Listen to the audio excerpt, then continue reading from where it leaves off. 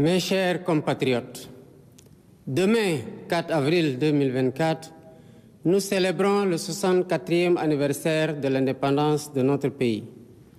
À toutes et à tous, j'adresse mes plus chaleureuses félicitations. Je rends hommage à chacune et à chacun de vous pour votre attachement aux vertus cardinales de paix et de démocratie qui fondent notre vécu quotidien. Les changements significatifs que nous venons de vivre de façon paisible témoignent une fois de plus de la maturité de notre peuple, de la vitalité de notre démocratie et de la force de nos institutions. Nous devons tous être fiers de cette belle performance. Cette année encore, par la grâce divine, notre fête nationale se déroule sous le signe de la communion spirituelle avec la semaine sainte pascale qui vient de conclure le carême, le mois de Ramadan qui tire également à sa fin. Cette année encore, par la grâce divine, notre fête nationale se déroule sous le signe de la communion spirituelle avec la semaine sainte pascale qui vient de conclure le carême, le mois de Ramadan qui tire également à sa fin. Compte tenu des circonstances, en lieu et place du défilé traditionnel, je présiderai demain, au Palais de la République, une cérémonie de levée des couleurs sobre et symbolique. Ce soir, alors que nous célébrons notre liberté retrouvée, mes pensées vont à nos vaillants résistants, héros célèbres ou méconnus, qui, se donnant corps et âme, ont défié l'odieux système colonial et sa prétendue mission civilisatrice pour défendre la liberté de notre peuple et ses valeurs de culture et de civilisation. Je voudrais également saluer avec respect et affection nos anciens combattants qui ont sacrifié leur jeunesse loin de leur famille au prix de leur liberté et de leur vie. Je rends un vibrant hommage à mes prédécesseurs, les présidents Léopold Sédar Senghor, Abdou Diouf, Abdoulaye Wade et Macky Sall, qui, chacun, a apporté sa pierre à l'œuvre de construction nationale. C'est sur la base de ce legs que je veux poursuivre avec vous notre quête collective du Sénégal de nos rêves. Mes chers compatriotes, la fête nationale met à l'honneur nos forces de défense et de sécurité. À vous, officiers, sous-officiers et militaires du rang, qui avez choisi le métier risqué des armes, je réaffirme la reconnaissance de la nation. Je vous exprime ma fierté, mon soutien et mon entière confiance dans vos missions au service de la patrie, de la paix en Afrique et dans le monde. Je salue la mémoire de nos djambars tombés au champ d'honneur et souhaite prompt rétablissement aux blessés. L'État restera toujours solidaire de leurs familles avec soin et compassion. Le thème de cette édition, les forces armées au cœur de la cohésion nationale, nous interpelle par son actualité et sa pertinence. Il nous rappelle qu'au-delà du cérémonial, la fête nationale est surtout l'occasion d'une introspection individuelle et collective sur notre commun vouloir de vie commune. Nos forces de défense et de sécurité, sous le concept armée-nation, symbolisant la diversité et la cohésion de leurs composantes socio-culturelles, nous offrent un bel exemple de ce que doit être le vivre ensemble sénégalais. En tant que chef suprême des armées et garant de l'unité nationale, je suis déterminé à préserver notre vivre ensemble, hérité de nos ancêtres, parce que nous n'avons qu'une seule patrie, le Sénégal, notre abri commun, que nous aimons tous, qui ne commence pas par nous et ne finit pas avec nous. Dans cet esprit, mon rôle, et je l'assume pleinement, est de tendre la main à toutes et à tous pour rassembler, rassurer, apaiser et réconcilier afin de conforter la paix, la sécurité et la stabilité indispensables au développement économique et social de notre pays. De l'Est à l'Ouest, du Nord au Sud, je souhaite que notre cher Sénégal reste uni et indivisible, en paix, en harmonie avec notre devise nationale, un peuple, un but, une foi. Nous le devons à nous-mêmes, nous le devons à nos enfants, nous le devons aux générations futures. C'est pourquoi notre vibrante jeunesse, cœur battant de la nation, restera au centre de mes préoccupations. Chers jeunes du Sénégal, je fais mien vos rêves, vos aspirations et vos ambitions légitimes de réussir pour être utile à vous-même, à vos familles, à vos communautés et à votre pays.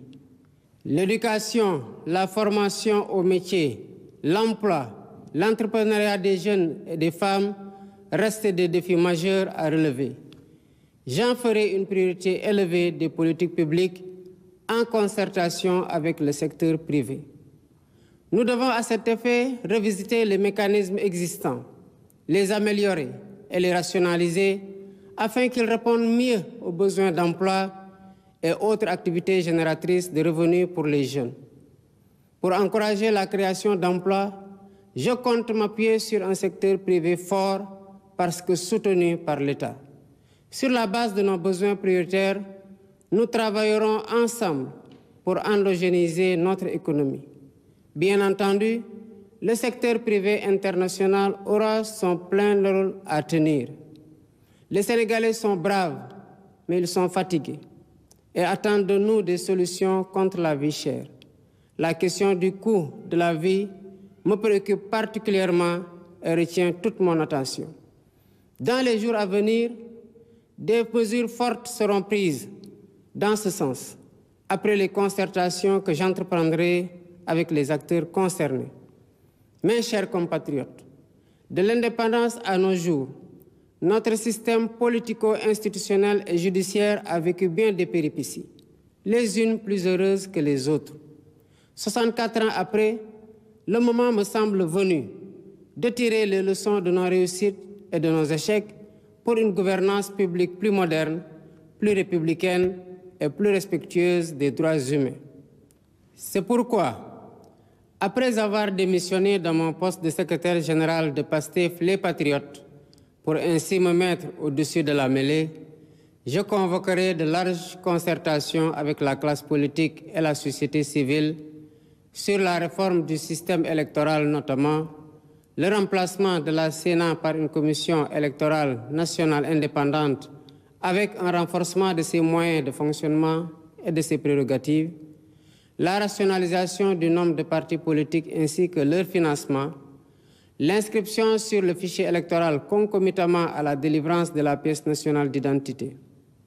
Par ailleurs, pour redorer le blason de la justice, lui redonner le prix qu'elle mérite et la réconcilier avec le peuple au nom duquel elle est rendue, j'entends organiser des assises regroupant les professions du métier, magistrats, avocats, huissiers, greffiers et autres auxiliaires de justice, les professeurs d'université et les citoyens pour identifier des pistes de solutions aux problèmes de la justice. Dans la quête d'un Sénégal meilleur au bénéfice de tous, j'entends instaurer une gouvernance vertueuse fondée sur l'éthique de responsabilité et l'obligation de rendre compte. En outre, j'engagerai sans tarder une politique hardie de bonne gouvernance économique et financière par la lutte sans répit contre la corruption, la répression pénale de la fraude fiscale et des flux financiers illicites, la protection des lanceurs d'alerte, la lutte contre le détournement des deniers publics et le blanchiment d'argent, l'amnistie des prête-noms et leur intéressement sous conditions d'autodénonciation, la publication des rapports de l'IGE, de la Cour des comptes et de l'OFNAC. De même, l'exploitation de nos ressources naturelles qui, selon la Constitution, appartiennent au peuple, retiendra particulièrement l'attention de mon gouvernement. Ainsi, en plus de la mise en ligne déjà effective des contrats miniers, pétroliers et gaziers sur le site de l'ITIE Sénégal, je ferai procéder à la divulgation de la propriété effective des entreprises extractives conformément à la norme ITIE, à l'audit du secteur minier, gazier et pétrolier et à une protection plus soutenue du contenu local au bénéfice du secteur privé national. Au demeurant, je voudrais dire à tous nos partenaires privés qu'ils sont les bienvenus au Sénégal. Conformément aux lois et règlements en vigueur, les droits de l'investisseur seront toujours protégés, de même que les intérêts de l'État et des populations. À nos pays amis et partenaires, je voudrais assurer que le Sénégal reste un pays ouvert et accueillant pour tous.